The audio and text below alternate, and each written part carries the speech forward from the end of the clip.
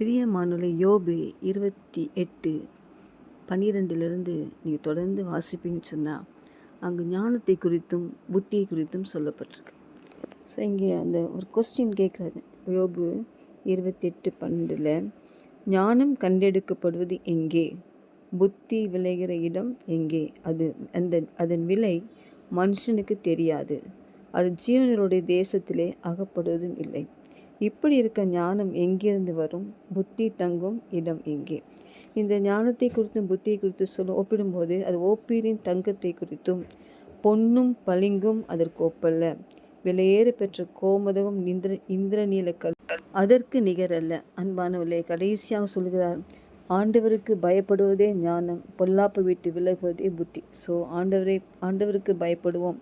பொல்லாப்பை விட்டு விலகும்போது நம் தங்கத்தை பார்க்கிறோம் விலையேற பெற்றவர்களாக இந்த உலகத்தில் வாழ ஆண்டு நமக்கு உதவி